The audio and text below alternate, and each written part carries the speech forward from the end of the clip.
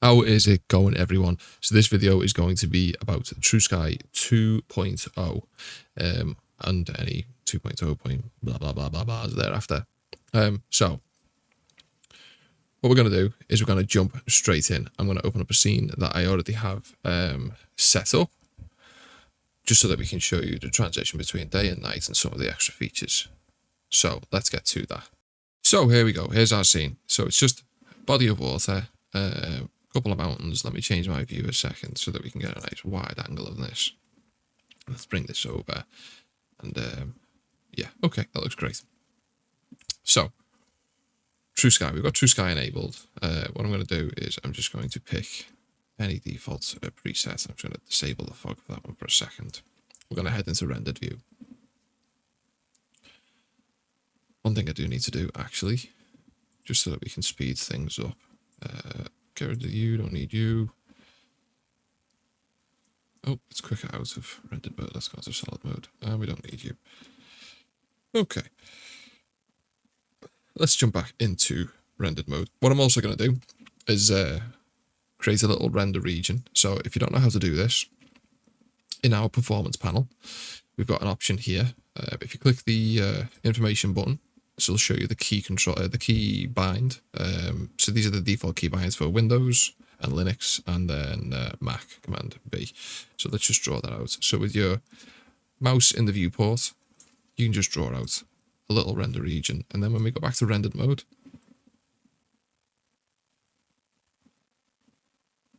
there we go. We can see we got this little render region. Now you can disable this back here, and you can re-enable it, and you can redraw. And when you disable it and re-enable it, it'll just enable what you last redrew.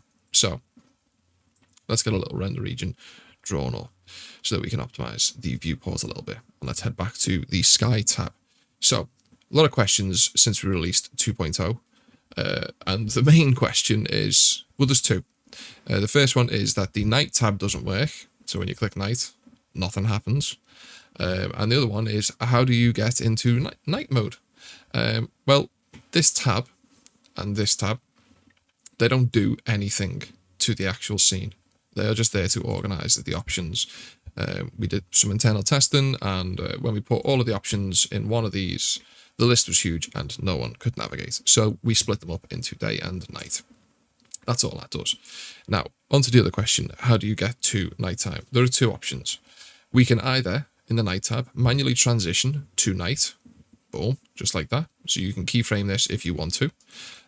This is not the most accurate because obviously the sun is wherever the sun is when you use this transition option. Well, the other option, which isn't really an option, it's something that we've automated. When you reduce the actual height of the sun, it will automatically transition to night. Now, this isn't a very visible transition to night, so let's drop this down to 0. Let's head into our night tab, and we can either alternatively choose one of these presets, which are the Procedural Sky that we built, which I'm going to do now to show you that. Or we can enable one of the HDRIs, and that'll come up instead. Or alternatively, we can just make the changes here. So we're going to go for a nebula. We're going to fade it in a little bit so we can see the nebula now in the background. This isn't accurate. This is just some procedural sky that we built for people who don't want to use the HDRIs.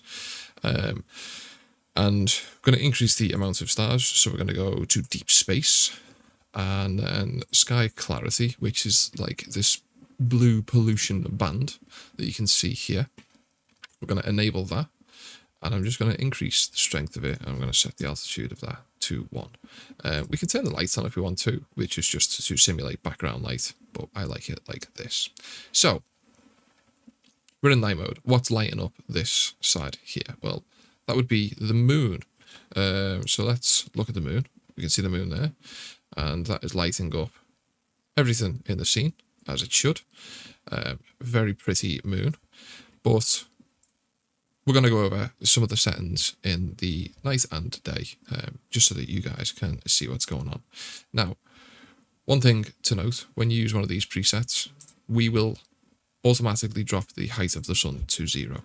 And that is just so that we can automatically transition that without enabling this slider. Because if we enable this slider, then what happens is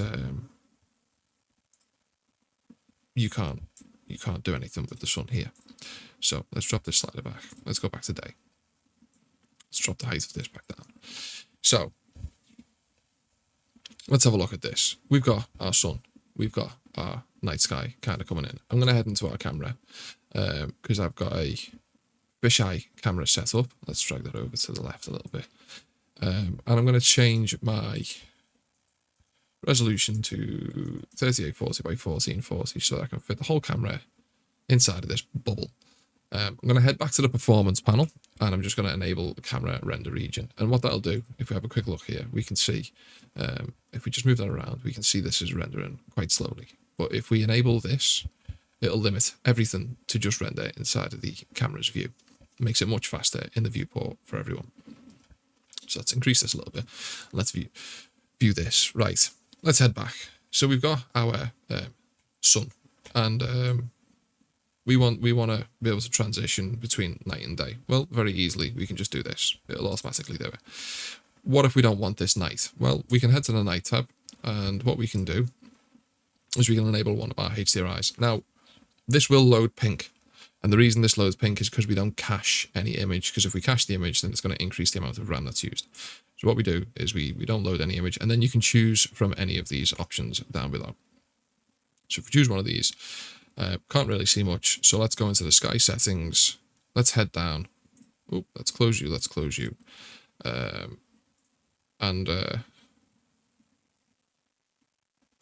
increase the strength and brightness. So the strength will physically affect the lighting of the scene, and the brightness will just increase like the visual brightness of the sky in the background. Amazing. And now if we head back to the sun, increase the height of it again, we can see the night sky is gone, and when we drop it back down, the night sky is there. Beautiful. What about this moon? Well, if we want to move the moon around, very easy.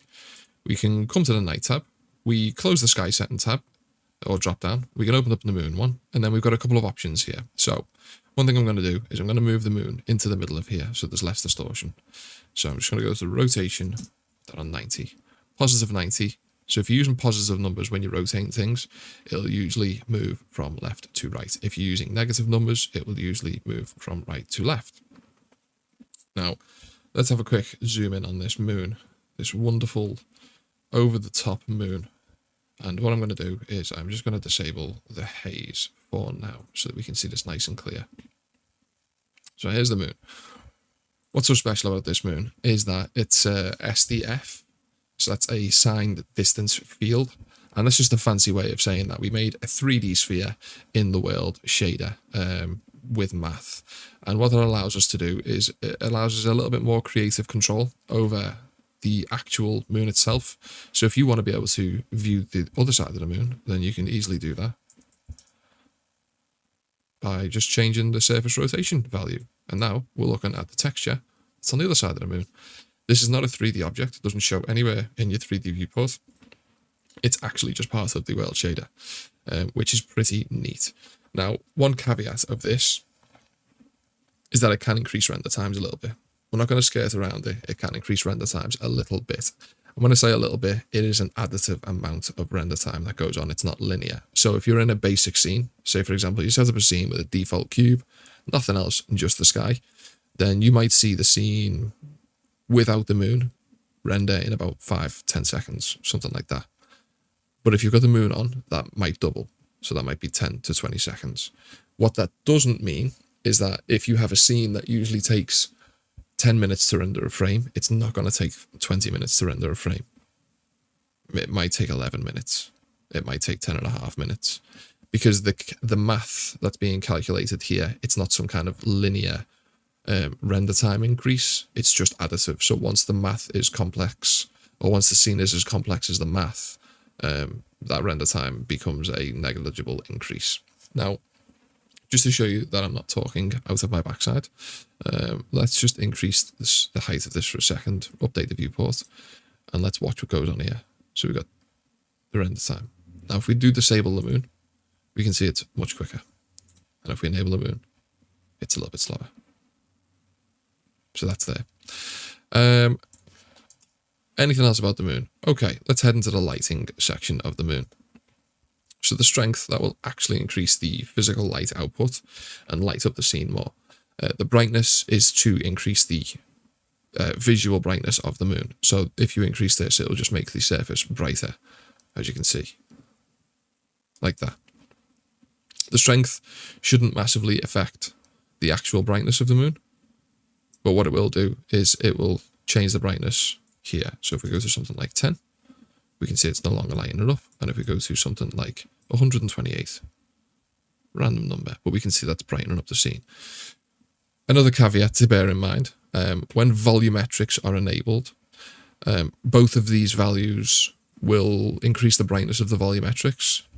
There's not much we can do about that. We can mask it, but then it makes the volumetrics less interactable. So just to show you what I mean, if we enable the haze again and we come back here, and if we set these both to 10, so we can see very little is happening here, very little is happening here. If we increase the strength, we can see it's brightening everything up. And if we increase the strength even more, it brightens everything up. But if we increase the brightness, then that'll also physically brighten everything up. It's a little quirk of cycles, I suppose. So let's increase the brightness a little bit. Let's increase the strength a little bit. Let's light up this scene. What if we want to change the shadows on the moon? Very easily. We have the moon phase slider. And this calculates a shadow across a spherical projection. So it's not like a hard line, or it's not some kind of circle mask that you might find in other tools. We have a drop down here, which will allow you to see the different types of moon phases that you can just quickly select. So we can go to a full moon. That'll enable a full moon. Let's turn off the haze again, and let's go back here. So we can see it's a full moon. If we go to a waning crescent, that will show us just the edge. If we go to a third quarter, that will show us this section. If we go to a waning gibbous, that will show us this dark crescent.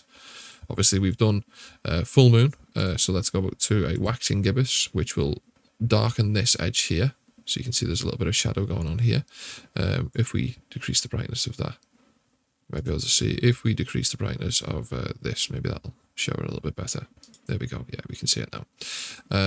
A first quarter, which will cover this half, or this quarter, and then a waxing crescent, which is where the actual lit up surface of the moon is a crescent. So waxing is the lit up side, and then like waning is the, let's just think of it like it's the shaded side. So if you've got a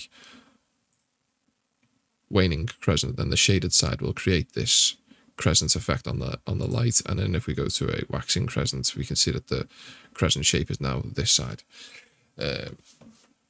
So lighting direction, this is an odd one. This is one that we put in so that if you want to compensate, say for example, if the sun is over here, so let's go back to our day and let's increase the height of the sun. So we've got our sun here. Well, what if we want the sun to accurately light the moon? Well, we can't automate this, unfortunately. So we give you this little value here. So we can increase the rotation of this. And like I say, if we go positive, it's usually left to right. And if we go negative, it will flip it back the other way. So we can see that happening. Shadow brightness. What this does is this will actually brighten the shaded area. So if we increase that, we can see that the shaded area is now brightened. So if you wanted to mimic some astral photography and you wanted to be able to actually see the dark side of the moon, you can adjust that. If we head back to the... Oops, daisies. Go back to the day tab. Silly me. If we head back to like night mode and come back here, we can see that this is now like a little bit brighter. So we can decrease this. Shadow GI. What is shadow GI? So this is a faked global illumination, which isn't really global illumination because it's not in the globe.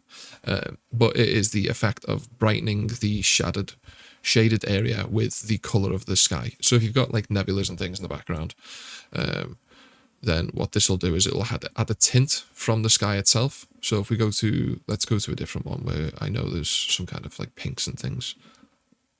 So if we come here, okay, so we've got shadow GI off. If we increase this, we can see that we're now getting this pink purple hue. And if we swap to like a different one, let's swap to Interstellar Nursery, we can see that there's now a blue hue because it's blue from the background. And if we actually rotate the background, then you'll see the color of this will change based on where the light's coming from. So let's go all the way around. So now we've got pink in the background. We can see there's now this pink color. Probably an over-the-top minute detail, but it's there just in case. Now let's talk about the sky a little bit more, so the night sky specifically. So obviously when it's night, there's still light pollution. So let's drop the height of the sun. There's still some light pollution. You get this effect. And this is from like the light on the other side, or the sun on the other side of the earth, lighting it up and casting a shadow and all that kind of stuff. Or it could just be light pollution in general. So it could be that there's some kind of pollution in the background going on. So if we head back to the night tab and come to the sky clarity section, we can disable light pollution. So if you just want a pitch black night sky render, you can do that. You can enable this back on, and this will add a slight gradient of color. If we increase the strength of this will brighten this up. And if we enable lights, so let's brighten that up to something like 25. And if we enable lights, that will simulate city lights and things in the background. Now, there's probably thinking, oh my goodness, that looks terrible. But what we're forgetting here is we don't have any haze on. So if we enable our haze, you can see now it looks a lot more accurate. And then if we add some clouds in at some point, then that light will actually affect the color of the clouds too, which is pretty neat. So that's kind of everything that we've done there. So that's how to get from days to nights. We can disable I forgot the word, HDRIs. We can disable the HDRIs at any point by just clicking this little button here. And then all of these options for nebula and stars will be usable. So we can go back to like a base starry sky. So we've got bigger stars and little stars. And if we want to change the nebula, we can do that. We can either just mess around with the options here, or we've added presets basically for everything now. So if you just want to quickly swap between some of the presets that we've made, then you can do that. And we've got like golden ones, and we've got like a purpley one. It's all very, very, very nice. You can change the amount of that. You can reduce the amount. You can change the location. You can add some distortion. You can soften the distortion. You can change the hue if you want to. And this will affect the lighting in the scene. So, you know, you can physically affect the lighting in the scene a little bit with these. And the same, another thing that we did was, if we go back to our day and increase the height of that a second, another thing that we did do is we added presets for most of the sky settings too. So now if you want to just be able to quickly swap between different kind of sun positions, you can easily do that. Keep clicking the wrong one then. You can easily do that. We can change, again, the atmospheric sort of composition very easily. And then we've got some sort of other ones which are a little bit insane. Like we can add some drab haze, we can enable fog, and we can get this really dense fog to be on, and we can have the clearer fog to be on, and we can have a stormy fog and a dusty fog, and things like that. So that's essentially all of the big changes that we made in 2.0. Obviously, we added this performance panel. This is where now the volume presets are. So you can change the speed of render here, and the quality of the volumes here. We've added these little functions so that you can now optimize the viewport a little bit more. Tile size, this is a good one. So tile size, if you're on a high DPI display, so say you're on a 4K 27-inch monitor or something, you got that real crisp pixel density that everyone wants, then you could be over computing the information that you need. So cycles could be running way more pixels and rendering way more pixels than it needs to. So for me, I'm on a 1440 display. If I set this to 2x, then what this do is it'll bin the pixels into a 2x2 pixel, and it'll only render those 2x2 pixels, which makes the viewport performance outstandingly quick.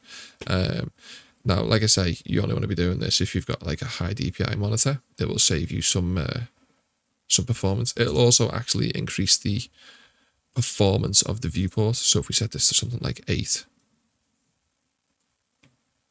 show you the difference, it becomes much more responsive.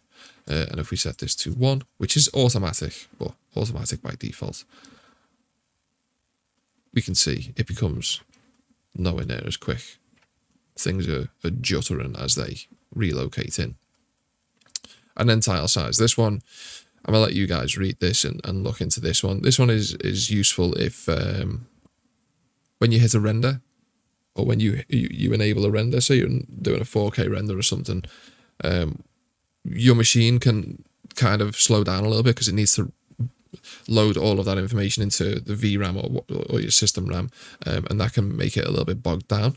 If you've got smaller tile sizes, it can actually make your system a lot more responsive while rendering is happening, because it's not using as much compute power for the bigger tiles. But that's, I think that's kind of everything, really. So, oh, another thing, we added a Mars preset, which is pretty neat.